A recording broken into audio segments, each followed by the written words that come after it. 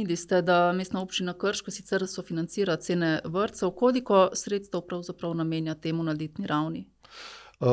Letno je bilo v 2022 4,5 milijona evrov, zdaj se bo to dvignilo v 2023 na slabih 6 milijonov evrov. No, zdaj se lahko tudi zgodi, da svetniki ne potrdijo cen na seji občinskega sveta. Kaj lahko v tem primeru stori Mestna občina Krško? A to pomeni, da gre potem ta razlika iz proračuna ali kaj? Jaz sem podučen, da se lahko marsikaj zgodi v politiki. Jaz verjamem sicer, da bodo občinski svetniki na podlagi argumentiranih zadev pristopili k sprejemu tega predloga, ki ga pač predlaga župan o teh podražitvah oziroma o rebalansu, in da bo šlo to skozi. Seveda, če pa to ne bo šlo skozi, ve se, kaj je zakonska obveznost občine. Šlo bo iz proračuna, kot ste rekli, se pravi, zaradi tega vrtcev ne bomo zapirali.